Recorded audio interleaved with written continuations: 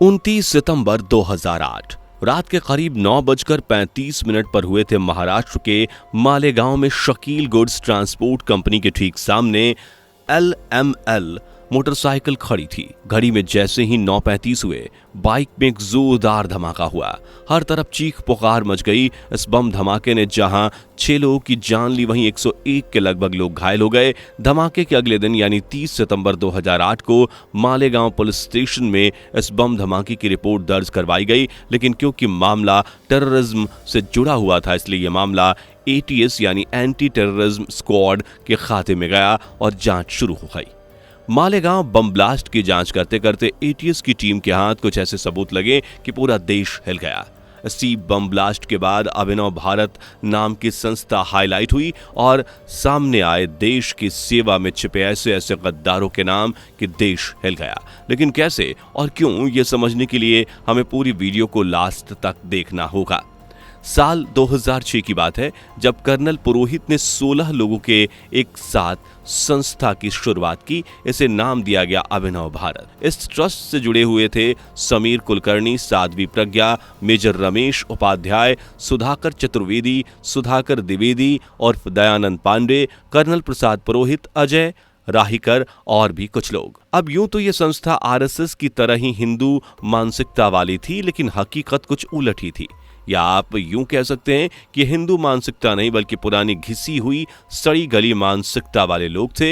एक तरफ जहां भारत अनेकता में एकता का प्रतीक देता है, तमाम धर्मों कल्चर्स को समेटे हुए है, कोई भेदभाव नहीं, वहीं अभिनव भारत से जुड़ा एक एक शख्स देश के मुस्लिम्स, सिख, ईसाई और निम्न समुदाय जैसी छोटी मोटी जातियों को बिल्कुल साफ कर देना चाहते थे, फिर चाहे वो उन्हें मार कर ही क्यों ना करें। दरअसल 2008 के मालेगांव बम ब्लास्ट की जांच चल रही थी। तब ATS head IPS Hemant Karkare को अभिनव भारत के कुछ आरोपियों जो बम ब्लास्ट में शामिल थे उनके पास से 3 लैपटॉप्स मिले और इन लैपटॉप्स को जब ATS ने खंगाला तो उनके होश उड़ गए, क्योंकि इन लैपटॉप में बम बनाने से लेकर आतंक फैलाने तक की पूरी जानकारी थी। साथ ही 40 के लगभग ऑडियो और वीडियोस भी थी जिन्होंने हिंदू राष्ट्र की पोल खोल कर रख दी थी। इन 3 लैपटॉप्स में से एक लैपटॉप शंकराचार्य दयानंद पांडे का था, जो काफी डिजिटल थे और हर चीज लैपटॉप में रिकॉर्ड करके रखते थे। इन्हीं के लैपटॉप से 26 जनवरी 2008 को हुई सीक्रेट मीटिंग का खुलासा हुआ। ये मीटिंग फरीदाबाद में रखी गई थी, जिसमें कर्नल पुरोहित, कर्नल आदित्य धर, रिटायर्ड मेजर रमेश उपाध्याय, पूर्व भाजपा सांसद BL Prasad Sharma, Sudhakar Chaturvedi, Apollo hospital के एक डॉक्टर और शंकराचार्य दयानंद पांडे जैसे तमाम सदस्य जो संस्था से जुड़े थे वो मौजूद थे। इस मीटिंग का एजेंडा बिल्कुल साफ था, कैसे भी करके भारत को एक हिंदू राष्ट्र बनाना है, फिर चाहे उसके लिए लोगों की जान ही क्यों ना लेनी पड़े। इस मीटिंग में कर्नल पुरोहित कहते हैं कि हमें विदेशों में सेंट्रल गवर्नमेंट हिंदू परिषद बनानी पड़ेगी और मेरे पास हथियारों की कमी नहीं है, मैं जितना चाहूं उतने हथियार खरीद सकता हूं। कर्नल ने अपनी जुबानी ये भी जिक्र किया कि उसने इजराइल और नेपाल जैसे देशों में से भी हथियार के इंपोर्ट और अपने कुछ सैनिकों को ट्रेनिंग देने के साथ साथ अपने एजेंडे यानी भारत को हिंदू राष्ट्र बनाने वाले एजेंडे पर बात कर ली है। कर्नल ने यह भी कहा कि इजराइल और नेपाल दोनों ही देशों ने उसकी सोच को पॉजिटिव रिस्पांस दिया है। कर्नल की माने तो उन्होंने इजराइल सहित नेपाल से 3 चीजों की मांग की थी: हथियारों और ट्रेनिंग की लगातार सप्लाई, तेल अवीव में भगवा झंडे के साथ ऑफिस खोलने की डिमांड, राजनीतिक शरण, UN में नए हिंदू राष्ट्र देश को सपोर्ट। लेकिन इजराइल और नेपाल ने इनमें से सिर्फ 2 शर्तों को माना, वो पहली और तीसरी थी, जबकि दूसरी और चौथी डिमांड पर उन्होंने सहमति नहीं जताई। नेपाल के बारे में पुरोहित ने कहा कि किंग ज्ञानेंद्र के साथ हमारी मीटिंग 24 जून को फिक्स हो गई है, लेकिन ये मीटिंग पहले 13 फरवरी को टेलीफोन के जरिए होनी थी, पर अब प्लान में थोड़ा बदलाव है। यानी कर्नल पुरोहित जो देश सेवा में तैनात थे, ऊंचे पद पर तैनात थे, वो देश को बर्बाद करने का पूरा प्लान बना चुके थे, क्योंकि कर्नल ने आगे ये कहा था कि हमें मुस्लिम को इकट्ठा करना होगा ताकि हिंदुओं को अभिनव भारत के पीछे दौड़ाया जा सके, और वे ऐसे जब मुस्लिम सभी एक इमाम के अंडर में आ जाएं तो हो जाएं तो अभिनव भारत के ये चरमपंथी सोच वाले लोग हिंदुओं को मुस्लिम की एकता दिखाकर डराएंगे और फिर हिंदुओं को एक होने के लिए प्रेरित करेंगे। लेकिन ATS की जांच पड़ताल के सामने आए सबूतों से पता चला कि अभिनव भारत की चरमपंथी सोच वो कर्नल पुरोहित और उसकी संस्था से जुड़े लोगों की पहली मीटिंग नहीं थी, बल्कि इससे पहले भी ऐसी एक सीक्रेट मीटिंग कंडक्ट की जा चुकी थी जो साल 2007 में नासिक में हुई थी। ये वही साल था जब कर्नल पुरोहित नासिक में पोस्टेड थे और यहीं इन्होंने अभिनव भारत को स्थापित कर उसे आगे बढ़ाने का काम भी किया था। इसी मीटिंग में कर्नल पुरोहित और दूसरे चरमपंथी सोच वाले लोग भारत में धमाके कर लोगों को डरा धमकाकर हिंदू राष्ट्र का संकल्प पूरा करवाने के चक्कर में थे। यही धर्मांतरण जैसी बातें भी हुई थी। यहीं कर्नल ने यह भी जाहिर किया था कि आरएसएस दल पसंद नहीं है, जबकि विश्व हिंदू परिषद जैसी संस्थाएं उसे उसकी सोच जैसी लगती है।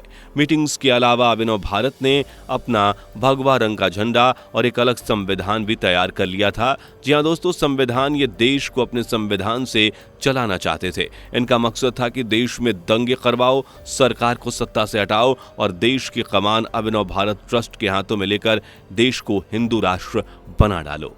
देश के झंडे को इन्होंने सुनहरे रंग के किनारे वाले डिजाइन किया था, जिसमें 4 मशालें, 4 वेदों का जिक्र और वंदे मातरम लिखा हुआ था।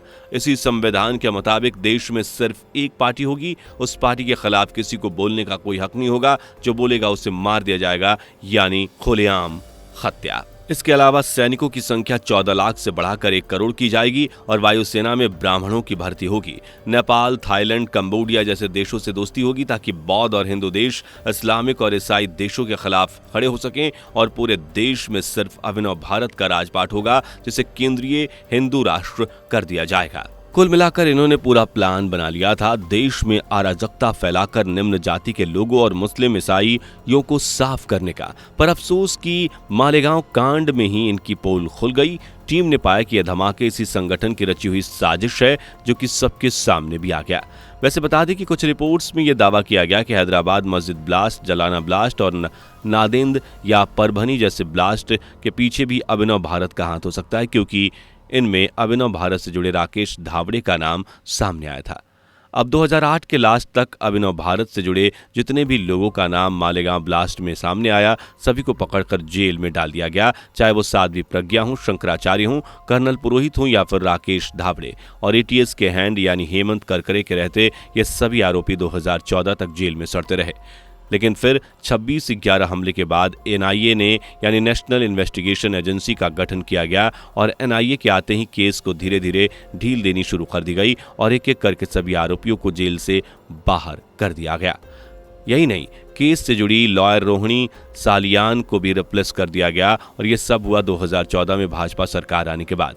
वहीं साल 2017 में साध्वी प्रज्ञा और कर्नल पुरोहित जमानत पर बाहर आ जाते हैं और इसके बाद रमेश उपाध्याय से दूसरे आरोपी भी बाहर आ जाते हैं। इनके बाहर आते ही डिबेट का दौर शुरू हुआ, लेकिन विश्व हिंदू परिषद जैसे हिंदू राष्ट्र की मानसिकता रखने वाले संस्थाओं ने इन्हें किसी हीरो की तरह रिप्रेजेंट किया और उनके समर्थन में खड़ी नजर आई और ये सब हुआ 2014 में भाजपा सरकार आने के बाद। अब आप समझ सकते हैं कि देश कितना सुरक्षित है और देश में क्या चल रहा है, क्योंकि जिस ब्लास्ट में सैकड़ों लोग घायल हुए, उन्हें घायल करने वाले आज आजाद हैं। वैसे इकलौता ब्लास्ट नहीं है जिसमें आरोपी मजे से घूम रहे हों। हमारे यहाँ ऐसा ही होता है, सत्ता पलटते ही आरोपी बाहर मजे से और निर्दोष घुट-घुट कर जीना शुरू कर देते हैं। आपको नहीं लगता कि भाजपा सरकार ने इनके खिलाफ सख्त कदम उठाने चाहिए थे? इन्हें आजाद करने की जगह पिछली सरकार की तरह निष्पक्ष कार्रवाई करनी चाहिए थी, या शायद भाजपा की मानसिकता भी अभिनव भारत कि चरमपंथी वाली मानसिकता की तरह है? अपनी राय कमेंट करके जरूर बताइएगा। मिलते हैं अगली वीडियो में, तब तक के लिए चैनल को सब्सक्राइब कर लीजिए। दोस्तों, आपको स्क्रीन पर 2 और वीडियोस दिखाई दे रही हैं, जिसे देखने के लिए स्क्रीन पर क्लिक करें।